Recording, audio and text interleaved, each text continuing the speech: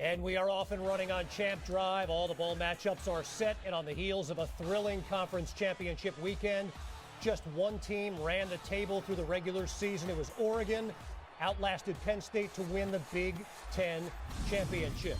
Georgia followed up a mid-October win over Texas and Austin with an SEC championship overtime victory in the rematch. Trevor Etienne's TD run secured the Dogs' third SEC title under Kirby Smart.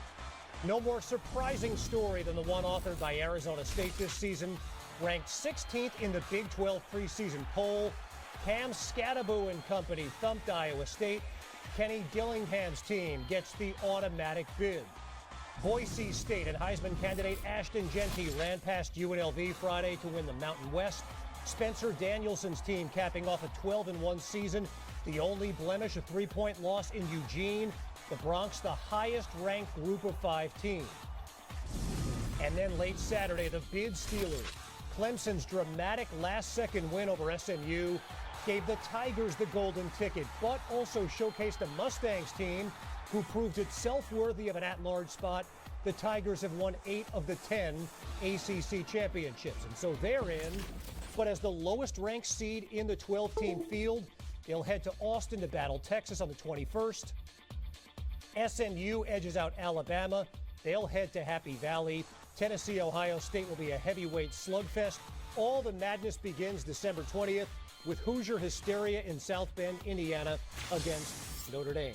And with that, welcome into Championship Drive Bowl Breakdown alongside Roddy Jones, Sam Acho, Trevor Matich, Kevin Connors here with you for the next 2 hours and 30 minutes.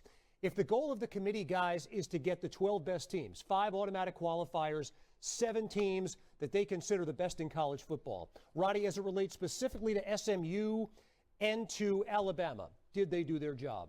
The committee was in a no-win position no matter what. Someone was going to have a gripe, and it was going to be a legitimate gripe. The resumes were so similar, and all of these teams were flawed. And best is somewhat subjective. The best ice cream to me may not be the best ice cream to you. When it comes to SMU and Alabama, I think the committee landed on the thing that was the easiest for people not only to digest, but also they incentivized the right things. You didn't want to be in a situation where you were de-incentivizing playing in conference championship games. You didn't want to be in a situation where that extra credit that you got from a conference championship game went punished. So I think the committee got it right. I agree with the decision to put SMU in. And honestly, I think SMU could make some noise. The committee got it right. You ended it with that. I'll start it with that. They got it right because at the last rankings, the penultimate rankings before this one just came out, we saw SMU was ranked in front of Alabama. Alabama did not play in their conference championship. Let's just say that SMU would not have played in a conference championship. SMU, according to the committee, was at that time a better team than Alabama. So SMU should not be punished for playing in a conference championship game and losing that game by 3 points, 7 points. Let's say it would have been 10 points. That's a reward, not a punishment. So the committee got it right for rewarding a team that did their job and not only made it to their conference championship, but played in a game that they nearly won. But see, I don't think that the committee should reward a team for losing a conference championship game. I get it, they shouldn't punish a team or grade them down for losing it necessarily. I think the better thing would be to not include the losing team's loss in a conference championship game as part of the ranking for them. Just ignore it as if that game weren't played. That way they don't punish them for losing it, and they don't reward them for getting to that game but losing that game, because Alabama's case to being over LSU SMU, is that SMU didn't beat a team that ended up ranked, right?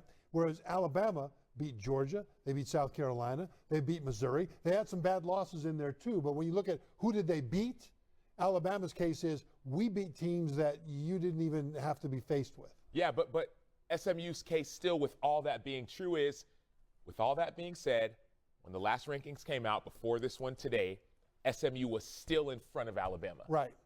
That is true. So playing a 13th game against a highly ranked opponent should not penalize. So I don't think SMU is getting rewarded for losing. If SMU would have lost 48-7, like that game was 21-0 in the first quarter, if SMU would have been blown out, I think there would have been a punishment for losing. I think if you lose in that big of a fashion, I think there could have been a reason to not have SMU a part of it.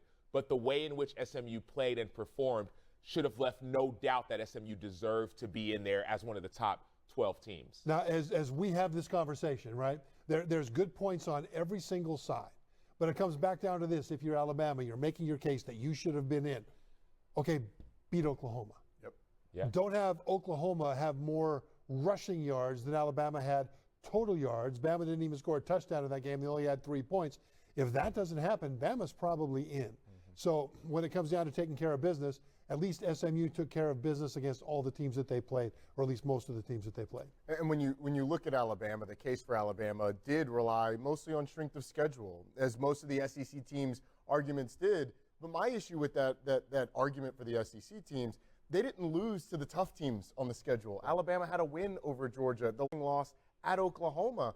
And the way that you lost that game is just as important as the game that you lost. You look at Ole Miss.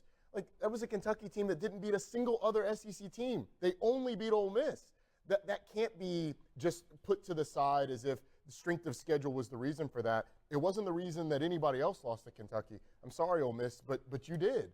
And that was a Florida team that obviously was playing better over the course of the season. So I understand the arguments for the SEC teams that were left out. The thing is, you just lost too many games and you lost to the wrong team. And the way in which they lost, right? I just want to go, not even as a blanket of all SEC teams, just Alabama, right? That was a 24-3, with the right word be, shellacking against Alabama, right? That's what happened. Yes. And then against Vanderbilt, it was not pretty. And Vanderbilt, I believe, is a good football team, but it still wasn't pretty to lose against Vanderbilt. And then the Tennessee game, like, neither team looked very good. But that's another opportunity to showcase how good you are.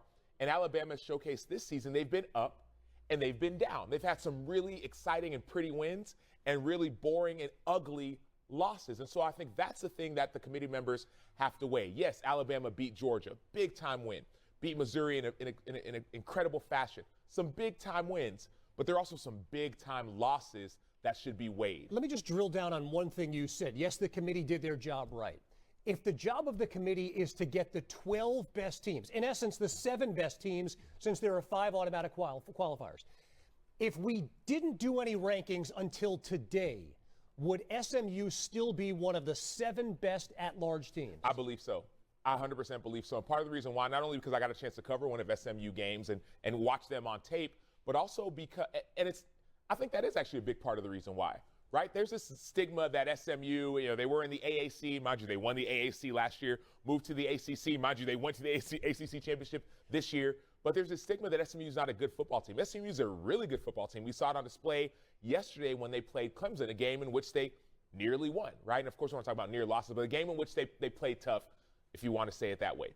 And then defensively, we talk about SMU's offense, right? High-powered offense. But defensively, they got some studs on that defensive line. And a lot of those guys have transferred in from Power 4 programs, but this is a talented SMU football team. And I think I could flip the question to the other side of Alabama. Right now, would you say, and let's say after the Oklahoma game or after the Vanderbilt game. Even after the Auburn game. Or after the Auburn game, would you say that Alabama is one of the 7 best at-large teams? I think that's very debatable, not just the brand, but the team. Yeah, I think overall, I'm listening to this whole conversation, right, participating in it as well. I think what this shows us is that the committee did a magnificent job, because the only real fight we're having right now is over SMU or Alabama. Miami would say, well, we should have been in that spot as well. But this is where the fight is. Everywhere else, people quibble with ranking and seeding and things like that. But the committee did a great job of putting everything together. And even with SMU in over Alabama, over Ole Miss, over Miami, the committee, you can't say that they were wrong. You can just say that they didn't use the criteria that you would prefer that they had used. In Alabama's case, is quality wins. But at the same time, the committee over the years with the 14 playoff so many times has been a lightning rod. They have been excoriated, right? Well, this year, you can't really excoriate them. I would say bravo to the committee. Yeah, I think it's a great point. You know what? 4 teams a year ago, we expanded by 8. There's always going to be the team that's left out. The next closest team is always going to say, we deserve to be a part of it. I think by and large, the committee did a fantastic job. And the committee chairman, Ward Manuel, earlier this morning, right after the rankings were announced, spoke with our Reese Davis. We are pleased to be joined by the chair of the College Football Playoff Selection Committee, Ward Manuel, also the athletic director at Michigan. Ward, we'll go through this. There are a lot of things to get to. Let's start first with inclusion. Alabama and SMU. We've talked a lot, but there was a significant difference in strength of schedule between the two. There was a significant difference, we assume, when we see the rest of the rankings, in number of ranked wins. How did the committee come to the balance between making sure SMU wasn't penalized or the committee wasn't punitive toward them for playing a conference championship game, as opposed to putting the appropriate value on strength of schedule? Well, Reese, good to be with you again. And your debate on television really sums up the debate in the room. We looked at the number of wins that Alabama had against ranked opponents. We looked at SMU's schedule, and they were undefeated in conference. Their losses were to ranked teams. But we also looked at Alabama's loss to unranked teams. And it was quite a debate. I mean, we value strength of schedule. That's why Alabama, as a 3-loss team, is ranked ahead of other teams that have 2 losses.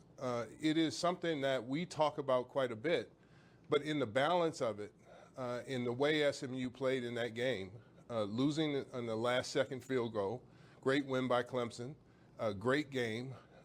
We just felt that in this particular case, SMU still had the nod at 10 above Alabama, but it's no disrespect to Alabama's strength of schedule. It's merely looking at the entire body of work for both teams. It's human nature, Ward, to focus on that last spot. We do it every year, whether it's 4 teams or 12 teams. But we just put a graphic up on the screen that also included Indiana. I know the way the committee goes about ordering and ranking these teams once you get to the various steps. You often wind up with 3 teams. Did Indiana ever come under the same type of scrutiny that SMU and Alabama did relative to each other, relative to those 3 teams? Absolutely.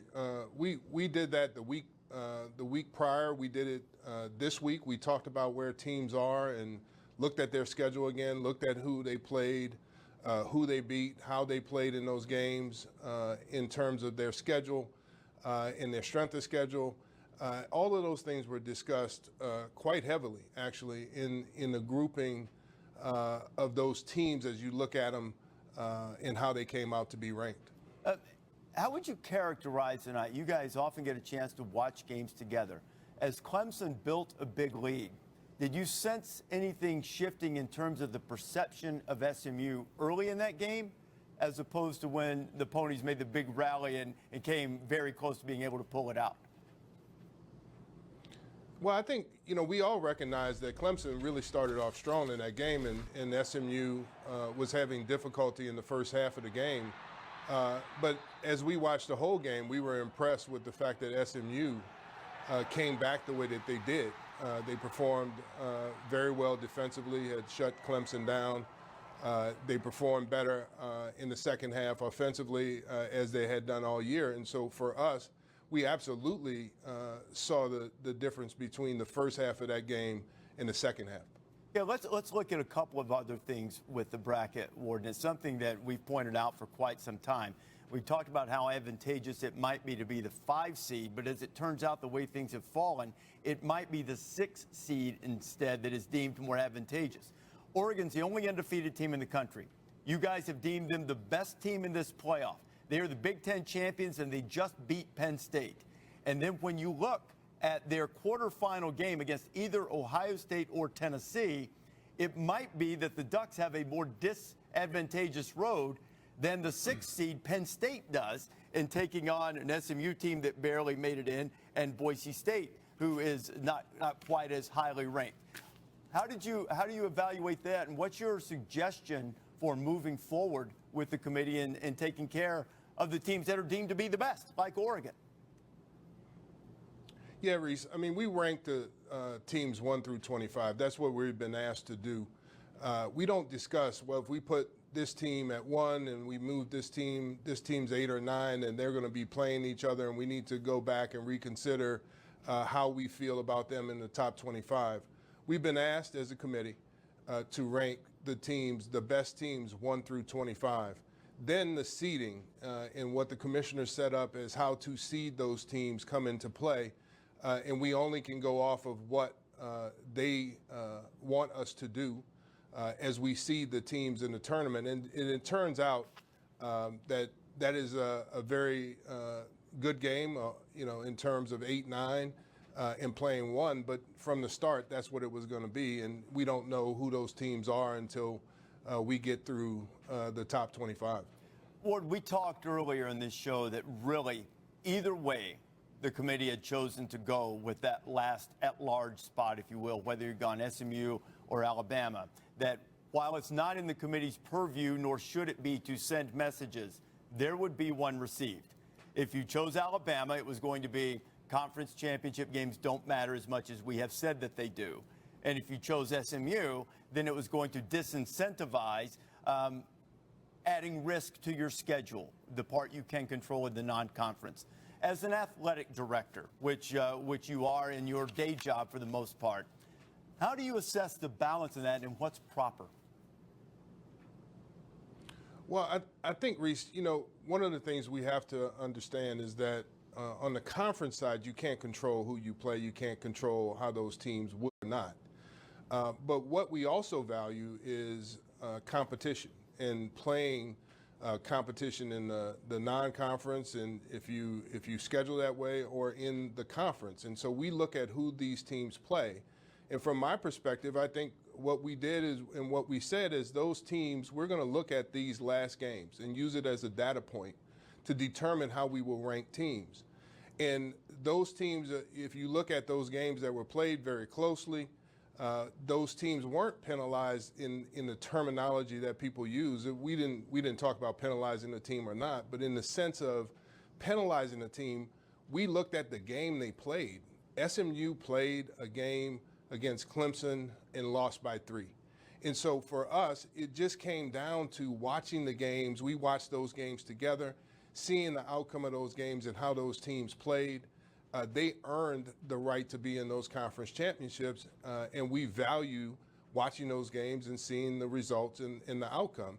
And so for us, as an AD, I would just say to athletic directors, you have to schedule the games that you need to schedule in the non-conference that you feel is best for your team, for your fan base.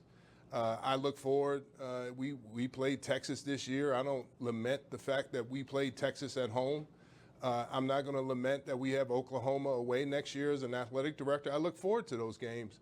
And if we do well, it will give us a boost. And if we don't, then we have to reconvene and relook at the way the season's going, and we have to play the games that are in front of us and win the games you're slated to win. You should win on paper, and then play those other games as they come. But it's not, I want to just make sure everybody understands, we value people's strength of schedule. Again, Alabama is 3 losses. They're ranked 11th in the country. We have to seed them the way we're asked to seed them. But Alabama is the 11th ranked team in the country with a strong schedule, even with some unranked losses. Ward, we appreciate it, my friend. Well done all season, and hopefully we'll be able to talk to you sometime a little bit later on this afternoon as we see the rest of the rankings, too. Ward Manuel, the chair of the College Football Playoff Selection Committee. Ward, thank you very much. Very revealing chat with Ward Manuel, and there is the College Football Playoff National Championship Trophy presented by Dr. Pepper, the greatest prize in the game, and a trophy one of 12 schools will hoist the night of Monday, January 20th. Will it be Texas? The Horns this close to an SEC title. We're going to deep dive on Steve Sarkisian's Team Carolina deciding the ACC championship, but it's exactly how Clemson toppled SMU. As it turns out, both teams get in. SMU will head to Happy Valley to play Penn State. Clemson heads to Austin to meet up with Texas. Tigers quarterback Cade Klubnik earlier today with our Molly McGrath. Cade, you're headed home to Austin, Texas for the first round. When that was announced, the entire room erupted in cheers and everyone looked to you. You've played in that stadium before. You've won there. How special will this be for you? Yeah, super excited. Born and raised in Austin, Texas. Never lived anywhere else in my whole life until I came to Clemson. So played there in high school. Just really excited. Know so many guys on that team, so many people in that program. Just super excited to go home and play. When it was announced that you guys were the number 12 team, there was a smattering of boos. What was your reaction to being ranked the last team to make it in? Yeah, I mean, we're excited for the opportunity. You know, we're in the playoffs, and we've earned it, and we're excited to go be in it and go give it our all. And, you know, we're really excited. One of my favorite moments of the day is that the biggest cheer was not for your ranking or where you guys were going. It was for the fact that SMU made it into the playoff. Why did that matter so much to this team? Yeah, absolutely. I mean, they're one of the best teams we've played all year, and I absolutely believe that they should be in there. And you know, it's just really cool to see another ACC team in there. They got a really special program and a really great team, so they definitely deserve it. Congrats and good luck in the playoff. Thank you. Appreciate it, Molly. All right, guys, let's dive into the 5-12 matchup here. Texas lost 2 games all season, both to the team that walloped Clemson in the season opener here. Sam, what about this Clemson team gives you hope that they can pull off the upset? Because this is a different team than we saw in the season opener here. That was a long time ago. Week 1, week 0, you start talking about when the season started. SMU was a different team back then. I think after getting a chance to chat with Dabo Swinney and Cade Klubnik and calling their game a couple weeks ago when they played Virginia, even Dabo said that was a different team. And Dabo actually did something he'd never done before. After that loss, he called a team meeting, and he talked about how proud he was of how they played in that loss. And I'm not saying he hasn't talked about how proud he was of a team, but usually you talk about a loss like that, and it's like, man, we did so many things wrong. He said, hey, look how close we were. Now, he said, we get that one for free, meaning that one doesn't necessarily count when it comes to making the playoffs or not and losing out. Now it counts. And so for me, I think about the maturity of the team, the maturity of Cade Klubnik, think about some of the young receivers, Bryant Wesco, TJ Moore, 2 freshmen who are stepping up. Think about the defense, guys like Barrett Carter, a finalist for the National Linebacker of the Year, Avion Terrell at corner. This team, I feel like, has matured since then. When you look at Clemson, I completely agree. The maturation process of Cade Klubnik and how much better he's gotten and how much more comfortable he's gotten with not only the passing schemes but the run schemes when they do decide to run him as a quarterback, I think that has improved significantly. You mentioned some of the young players, particularly those receivers, them being integrated. Those guys didn't play much against Georgia week 1. They've gotten more integrated and give them a different aspect down the field. But I also think if you look at Clemson, they've sort of figured out what their strengths are. They've played to their linebacking core, which is excellent, playing more 3 linebacker sets because they're so athletic at that position. The cornerback room has become incredibly deep with the emergence of Ashton Hampton, who's a 6'2", 6'3" corner. Clemson has to tackle, and that's going to be sort of the big question, and they're going to have to figure out some ways to run the football. The health of Phil Maffa, Trevor, is going to be huge, but I think this is a Clemson team that's playing with a new lease on life and is going to play like they've got nothing to lose. Yeah, Phil Maffa, Clemson's star running back, has been dealing with an injured shoulder, and he struggled the last few weeks. I mean, he averaged about 2 yards per carry in this go against Pitt. The Pitt, Clemson is a team on the ground, average 1 per carry. Not 1 yard, 1 foot. 0.3 yards per carry, right? Maffa was at 1 yard per carry in that game until, with less than 2 minutes to go, Clemson quarterback Cade Klubnik took off on a 50-yard run that ended up winning the game for him. And so the running game for Clemson is a real question mark here because they've got to have that succeed. They can't be one-dimensional against Texas. But keep this in mind, too, though, that Texas struggled against the pass rush of Georgia twice.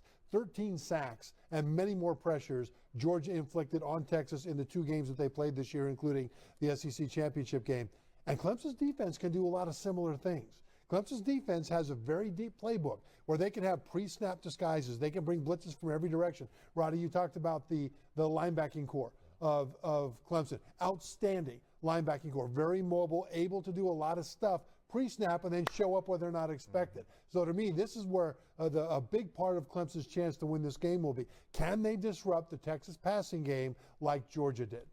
Yeah. By the way, you guys talked about the running game. Jay Haynes was injured in the ACC championship as well, so some serious issues there in that Clemson backfield here. Meantime, on the Texas side of things, Chris Budden had the chance to speak with Texas Longhorns head coach Steve Sarkisian earlier today. Coach, the big suspense coming in today was where would you guys be seated in that 5 through 8? You get the coveted 5 seed. What was your reaction to that and hosting Clemson here soon? Well, I thought it was earned, first of all. You know, that was a heck of a hard-fought game yesterday against Georgia, essentially road game, and for it to go to overtime the way that it did, I appreciate the committee and recognizing that. we get an opportunity to host another football game, which is new, I think, for everybody in college football. So to have another game here at DKR against a team like Clemson, Dabo's done a tremendous job there years now, and he might have the most, going to college football playoff appearances, and so they'll be ready to go. They're a championship program. It is wild that you guys have never played each other in the history of the programs. Last year you had to win the Big 12 championship to get in. There was a little bit more leeway, but also that comes, you said last night, it stung. What was your message with the team that while that did sting, everything that you set out as a goal for the remainder of the season is still there? Yeah, I knew it was going to hurt, and for the coaches and for the players, we put a lot into that to try to be SEC champs, put forth a valiant effort. Wish we would have played a little bit better and maximized a few more opportunities, but we'll regroup, and I think watching the show today and seeing the seeding got everybody excited. We've got some time. We need to get healthy mentally and physically, and then start preparing for the playoff. We got a 4-game playoff. Here we go. Yeah, there is still a long road ahead. You mentioned getting healthy. How do you approach the next couple days to do that, but also prepare for Clemson coming in here? Yeah, we're going to give the guys a few days off. I think they need it. We had a pretty grueling 5-game stretch right there at the end of the regular season plus the playoff, so we're giving them a few days off. We'll start preparation later in the week, give them a couple more days off, and then have a normal work week heading into the ball game. Appreciate the time. Welcome to the playoffs. Thank you. An impeccable season for the Texas Longhorns, if not for those 2 games against the Georgia Bulldogs, who got them twice, once in mid-October and then again in the SEC Championship game. Trevor, when Dabo Swinney digs in on this Texas team, what are the things that are going to keep him up at night? Well, what's going to keep him up at night is that this is a Texas defense that is absolutely fantastic. I mean, up front, they're strong. One of the best rushing defenses in the country. And the secondary has turned into one of the best pass defensive secondaries in the country as well. And so that's why it's so important for Clemson to have a credible rushing attack, which they have not had in the last several games of the season because of injuries to Phil Maffa. Because this Texas defense can smash you in the mouth, and they can run with pretty much everybody you've got. And Clemson is going to have to play this game, especially from a Clemson offense standpoint, not from a perspective, Sam, of our 11 against the Texas defensive 11, but rather Clemson getting one-on-one matchups against Texas. But it's not just the strength of Texas that's going to keep Dabo up at night. I think it's the depth of Texas. I mean, think about some of the stars just on the defensive line. Guys like Trey Moore, transferred from UTSA, had some game-changing plays over the last several weeks. Alfred Collins, who's been there for a long time, defensive tackle, playing behind 2 guys who are now in the NFL, now stepping up. Think about even younger players like Ethan Burke, number 91. Like, there's so much talent on this roster, and that was just the defensive line. So for me, it's the strength of the team, but also the depth of the team. When the ones come out, the twos are just as good. That'll keep some people up at night. We talked about Clemson's linebacking core. Texas may have the best linebacker in the country in Anthony Hill Jr., so you're going to have to contend with him. And I agree with you about the depth of the defensive line. It's an incredibly stout unit when they want to stop the run, but when you want to rush the passer, you stick Colin Simmons in there, who as a true freshman has emerged. Like, that is probably the best pass rusher that Clemson has seen all year long. So it's going to be fascinating to see how does Garrett Riley scheme up ways to take advantage of Texas defensively, if you can. And then if you flip over to the offensive side, Steve Sarkisian has a lot to prepare for. It's an NFL-style offense. They're going to test your eye discipline. They're going to test you with shifts and motions. They're going to test you with screens, push the ball down the field. They're going to make you tackle in space, something that Clemson struggled with against South Carolina. But here's something, though, Clemson will see that they can take advantage of Texas. Texas's offense is very much a short passing offense, reliant on yards after catch for a lot of their big plays. They can throw it down the field. They don't do it much. Quinn Ewers, the Texas quarterback, is last in the SEC at air yards per pass attempt, which means there's a lot of short passes. And what Georgia did was they came up and jumped on the receivers early in the routes, right from the line of scrimmage, so that Ewers had to hold the ball longer to wait for things to develop down the field. And that's when the Georgia pass rush got there. Yeah. And so there are plenty of things to keep Dabo Swinney, the Clemson head coach, up at night about Texas. But he will also shop for the gamer on your list without breaking the bank. With Lenovo.com's holiday sale, you can expect great tech at unexpectedly great deals. Whoa, cool. So what are you waiting for? Gift them the PC they want and help them go beyond performance and game without compromise with Intel Core i9 processors. Start shopping now, only on Lenovo.com. Lenovo.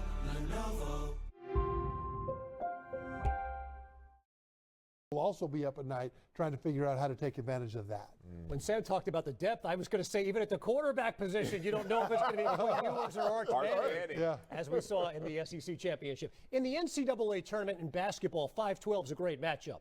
But the best is 8-9, the most anticipated of all, and that's true here in football as well. Ohio State-Tennessee, guys, could be a championship game in 3 regular season matchups against playoff teams at Oregon, at Penn State, and home against Indiana.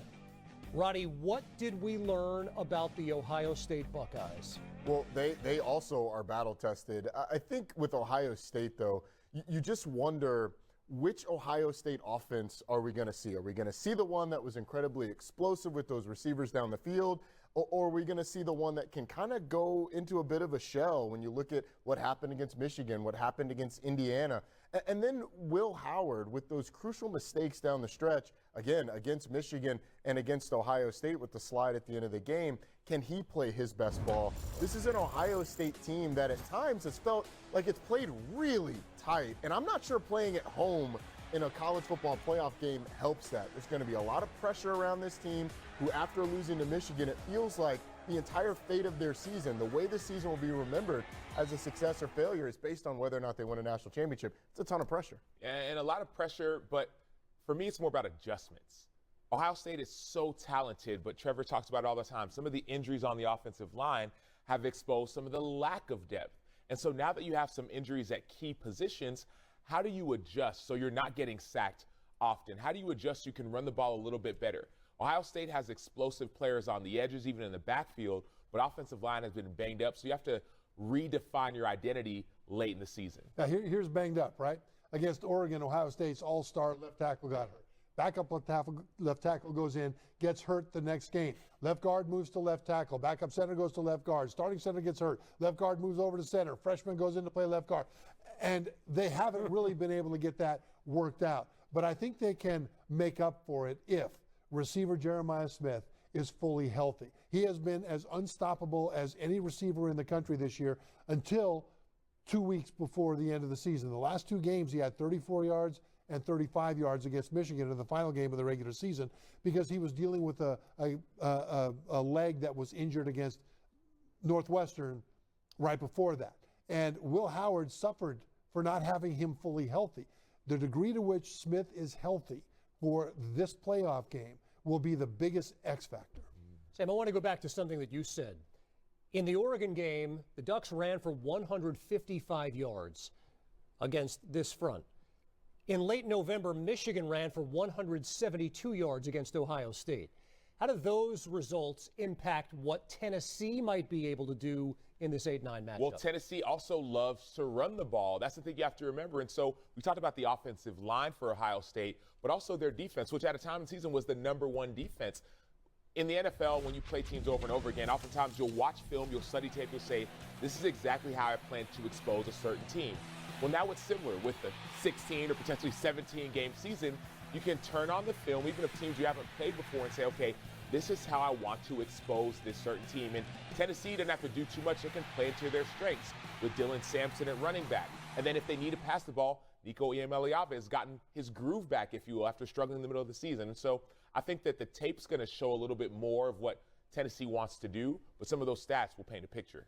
The question for Tennessee is, how do you force this to be a Will Howard game, and how do you let your defensive line take over? Because James Pierce is one of the best pass rushers in the entire country. They've got 2 excellent defensive tackles. And then on the offensive side, how do you keep it from being a Nico Iamaleava game? And I think whichever team forces the other team's quarterbacks to beat them probably has the upper hand. But to do that, you've got to take away the run game. And I think that's advantage Tennessee because of that defensive line. Yeah, but I think this – I don't know what the total is on this game, but take the under. That's my thought, because you've got 2 outstanding defenses going against offenses that clearly are not perfect. I mean, Ohio State, we talked about the offensive line with the running game. We've talked about Will Howard's struggles, especially later in the season. But when you look at Tennessee, you're right that Nico Iamaleava, their quarterback, has done better in recent games. But overall, he was lightning in a bottle, throwing the ball deep down the field. in non-conference games early in the season. But then during conference games, they weren't able to make those connections. This actually was not an explosive passing attack for most of the SEC season. And I think Ohio State's going to try to take advantage of that by stacking the line against running back Dylan Sampson and forcing Nico to be better and more consistent at connecting with those receivers down the field. That's one of the things I think to watch early in this game, because I think Tennessee will try to throw it deep early, and if they connect with it, then Ohio State's in some trouble. Yeah. I just think about the talent on Ohio State, the Jeremiah Smith, Emeka Ibuka, Travion Henderson, Quinshon Judkins, and I can't get the Michigan game out of my mind. The lasting memory of Ohio State and how they were suffocated against Michigan. We'll have to see if they can turn things around here in a colossal game against Tennessee in that 8-9 matchup. We'll take a timeout here when we Notre Dame, who earns the 7th seed in the 12-team field. Kurt Cignetti was campaigning for a home game, and the committee met him halfway by keeping him in state. Roddy, both teams finished top 6 in terms of points scored and points allowed. Let's start with Notre Dame. If the Irish have an edge, where is it? I think it has to be the big people, especially on defense. Their front seven is phenomenal. And then obviously the skill on the back end, despite the injury to Benjamin Morrison, is still elite. And when you look at this Notre Dame, defensive front, they have absolutely smothered offenses. Now, there could be some questions about the offenses that they've played down the stretch, which is fair. They gave up. Do you know what's really fun? Making a website on Wix. Hey, we're How Ridiculous, 3 childhood friends and digital content creators that do epic stuff from Perth, Australia. We've got about 50 million followers. We're in the billions of views, and we're a small team. We always felt like our content was all about entertainment and being fun, but there was also this, sort of professional business side. One of the things that we knew was basically essential was getting our own website, so people would actually see a proper official group who mean business and who can deliver. And we now get unbelievable opportunities to do things like film balloon popping races with Manchester City. I don't know all the things that we're going to get to do in the next year or 5 years, but if we can do this as a job, anything's possible. Another reason to be a good driver is saving money. Gave up a lot of yards to USC, which is fair. But I think Notre Dame, in a game like this that's going to be kind of played in a phone booth, they will invite that. They'll invite that physicality. And they'll be really motivated against any team, but especially a team from 3 hours down the road. Yeah, the advantage for me is the atmosphere. Yes, the game will be played in a phone booth, but where is that phone booth located? It's in South Bend. Why does that matter? The last time Indiana played in a big-time atmosphere, what happened? There were mistakes that were uncharacteristic to a really well-coached football team. What I mean by mistakes? There's a punt where the punter just drops the punt, ends up giving up a score a few plays later. There was a punt return where the moment, if you want to argue it that way, was too big, and Indiana gives up a punt return versus Ohio State. And so for me, I think the fact that this game is being played at home at South Bend for Notre Dame is a big-time advantage for them. I think talent-wise, yes, Notre Dame is bigger, more physical. But when it comes to the intangibles of the moment and the atmosphere, it may be, just maybe, a little too much to overcome. Bigger, more physical, and just meaner. I mean, Notre Dame, their rushing attack has been stellar this year. I mean, Jeremiah Love and Jardarian Price, their 2 feature backs, are both averaging over 7 yards per carry. Quarterback, Riley Leonard, he's averaging about 6 yards per carry. And this is behind an offensive line that has been one of the revelations of this college football season. That Notre Dame offensive line entered the season with 6 combined starts among those 5 linemen. And they have grown into one of the best run blocking units in all of college football, and no one's been able to stop them yet. Love and Leonard combined for 29 rushing touchdowns this season. But Roddy, do you feel Riley Leonard is poised, if he has to win the game for Notre Dame, that he's poised to be able to do that in a playoff setting? I do, and I think the improvement that you've seen from Riley Leonard over the course of the season has been exponential. This is a guy that at the beginning, recovering from that injury that he suffered at Duke, those injuries that he suffered, there were complications that kept him out. So basically, his spring was September. His summer was October, and now he's rounding into form with his fall being November and December playing the best ball he's played all year. Yeah, I couldn't agree more, and you took the words out of my mouth, especially when it comes to some of the struggles early for Riley Leonard. He came to Notre Dame, and we were thinking it's going to be this huge revelation, and early on it wasn't, especially with that loss to NIU. But then it seems as if he's gotten his feet under him, both literally and figuratively. He's able to run the ball with power, which you don't usually hear from a quarterback. You name those two players, you think they're running back. No, running back and quarterback. But he also is passing the ball now with touch. So there's more comfort, there's more confidence that we're seeing, and sometimes that just comes with reps. You know what, though? I would still give the quarterback edge in this game to Indiana and Curtis Rourke. The thing about Rourke is against Ohio State, that was the one game they couldn't do anything on offense. You know, you had mentioned the noise at Ohio State. Indiana went to a silent count, which means that the offensive linemen have to look in there and watch the ball or use some other technique and go when the ball goes because they can't hear the snap count. Well, guess what? Offensive linemen aren't used to doing that. Defensive linemen are. The defensive side has a huge edge getting off the ball in that situation. And the pass rush of Ohio State in that game against Indiana didn't just pressure Rourke. They kept him from being able to do anything at all because under pressure, Rourke is still good. But there's pressure, and then there's you can't do a darn thing. And that's what it was there. And so if they've learned how to deal with that hostile, loud environment better, I expect Rourke to be able to do more. And when he has time to throw, Rourke makes NFL caliber throws to receivers who make NFL caliber catches, especially with back shoulder catches, which is a very difficult thing to master. These guys are a clinic in different kinds of back shoulder throws. And if Rourke has time to throw, I would give the advantage at quarterback in this game to Indiana. But Sam, sorry, Rodney, that video we just saw there, the Ohio State game, you know, for many the narrative is great record, but they didn't play anybody. And then when they did, they lost by 23. Rodney, I'll ask you. Why should we believe that narrative is wrong, that this Indiana team is as good as the record says they are? Number one, they blew out everybody other than Ohio State and I guess Michigan if you want to count that game as well. But two, the defense. Like we talked a lot about how Curtis Rourke and that offense going to match up against Notre Dame defensively. But this is an Indiana team that held Ohio State to its lowest yardage total the entire season. Like the defense would have kept them in that game had the special teams not been able to, almost completely thrown the game away. And then offensively for Indiana, I think those adjustments, the moment was too big. It just felt like the moment was a lot for them.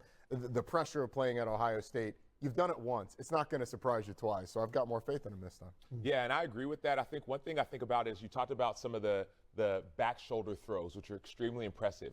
One thing I'm impressed by Indiana offensively is some of their RPO game. I mean, Indiana understands that they are not built to just do one-on-one coverage and one-on-one pass protection and beat people one-on-one. So they use the run-pass option, and there'll be very few times they'll actually allow their linemen to be in one-on-one positions. In the Michigan game, there was a few times they were one-on-one, and they gave up a couple sacks. And so schematically, Indiana, I think, is a step above a lot of other teams, and I think that's a reason why we should believe they are as good as their record shows. And we're about to find out how good the Notre Dame pass defense really is. Statistically, one of the best in the country.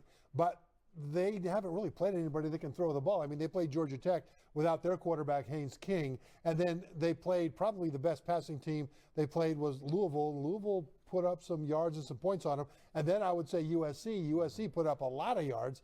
Jaden Mayava, the backup quarterback who was playing for USC, threw for 360 yards, and the Trojans had 35 points against them. Well, this is going to be the best passing attack by far, I believe, that Notre Dame will have faced all year long. So that, to me, is going to be an interesting way to frame this game, where you've got the passing of Indiana against the downhill running of Notre Dame. Tremendous in-state rivalry, tremendous opportunity to see those teams competing in the playoff. And then, of course, there's a 6-11 matchup, which features that SMU team that we've talked a bit about here against Penn State. Kind of a similar, always the bridesmaid, never the bride story for the Nittany Lions. Lost to Ohio State, lost to Oregon. Best win is Illinois, but they are in the field. As for the Mustangs, their head coach, Rhett